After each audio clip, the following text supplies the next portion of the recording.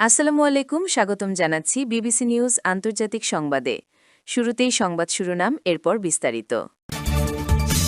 বিশ্ববাজারে জ্বালানি তেলের বড় লাফ, হরমুজ থেকে মার্কিন বাহিনীকে পালাতে বাধ্য করল আইআরজিসি। ইরানের বিরুদ্ধে যুদ্ধ শেষ হয়নি, নেতানিয়াহু। বৈঠনের আগে পাকিস্তানে কেন মার্কিন সামরিক বিমান? এখন বিস্তারিত। আপনি যদি ইসরায়েলের ধ্বংস চান এবং মুসলিমদের পাশে থাকেন, তাহলে ভিডিওতে লাইক করে চ্যানেলটি অবশ্যই সাবস্ক্রাইব করে দিবেন এবং আপনার মূল্যবান মতামত অবশ্যই কমেন্টে লিখে জানিয়ে দিবেন। বিশ্ববাজারে জ্বালানি তেলের বড় লাভ, যুক্তরাষ্ট্র একটি ইরানি পতাকাবাহী কার্গো জাহাজ জব্দ করেছে।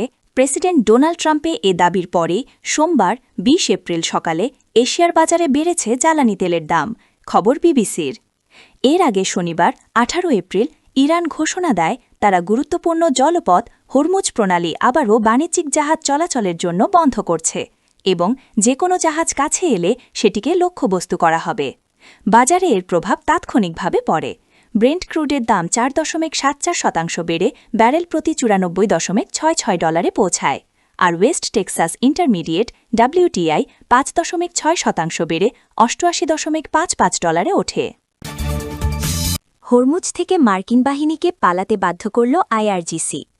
ওমান সাগরে হরমুজ প্রণালীর কাছে অবস্থানরত মার্কিন বাহিনীকে সরে যেতে বাধ্য করেছে ইরানের ইসলামিক রেভলিউশন গার্ডস কর্পস বা আইআরজিসি। প্রেস টিভি এ খবর জানিয়েছে। এর আগে মার্কিন বাহিনী তস্কা নামের একটি ইরানি পতাকাবাহী জাহাজ আটক করে। জাহাজটি হরমুজ প্রণালী পার হওয়ার চেষ্টা করছিল। এতে মার্কিন নৌ অবরোধ লঙ্ঘন হয় বলে অভিযোগ ওঠে।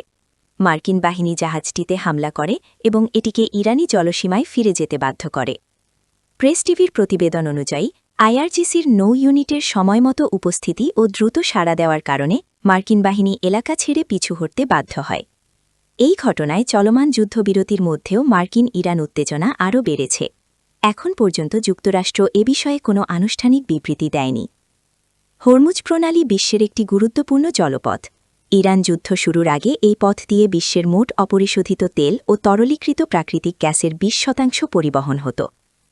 এই মাসের শুরুতেই ইরান যুক্তরাষ্ট্র আলোচনা ব্যর্থ হওয়ার পর মার্কিন যুক্তরাষ্ট্র এই জলপথে নৌ অবরোধ আরোপ করে। এতে ইরানি বন্দরে জাহাজ ঢোকা ও বের হওয়া বন্ধ হয়ে যায়। এর আগে আইআরজিসিও এই প্রণালীতে একটি ভার্চুয়াল অবরোধ আরোপ করেছিল। ইরানের বিরুদ্ধে যুদ্ধ শেষ হয়নি, নেতানিয়াহু। ইরানের বিরুদ্ধে যুদ্ধ এখনও শেষ হয়নি বলে জানিয়েছেন ইসরায়েলের প্রধানমন্ত্রী বেনিয়ামিন নেতানিয়াহু। রোববার ১৯ এপ্রিল আর্জেন্টিনার প্রেসিডেন্ট হাভিয়ের মিলেইয়ের সঙ্গে এক যৌথ সংবাদ সম্মেলনে তিনি একথা বলেন। ইসরায়েলের প্রধানমন্ত্রী বলেন, ইসরায়েল ও যুক্তরাষ্ট্রের সঙ্গে মিলে ইরানের চরম স্বৈরাচারের বিরুদ্ধে লড়াইয়ে লিপ্ত রয়েছে। দুটি দেশ সভ্যতার পক্ষে বর্বরতার বিরুদ্ধে লড়ছে। সম্ভাব্য পরিস্থিতি সম্পর্কে সর্বোপরি নেতানিয়াহু বলেন, ইরানে আমরা বিশাল সাফল্য অর্জন করেছি। এটা এখনও শেষ হয়নি।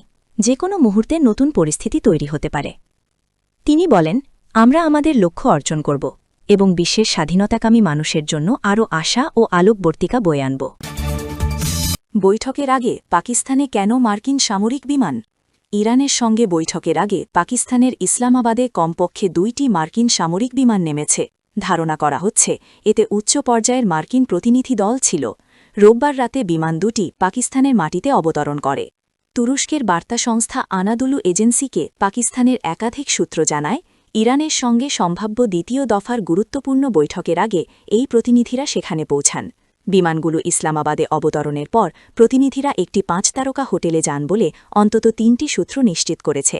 একটি ফ্লাইট ট্র্যাকিং ওয়েবসাইটের তথ্যের বরাতে জিও নিউজ জানিয়েছে, এটি যুক্তরাষ্ট্রের ভাইস প্রেসিডেন্টের সম্ভাব্য সফরের প্রস্তুতির অংশ। বড় আকারের মার্কিন বিমান বাহিনীর C-17 গ্লোবমাস্টার ১১১ বিমানগুলো সরঞ্জাম বহন করে নূর খান এয়ারবেসে অবতরণ করেছে।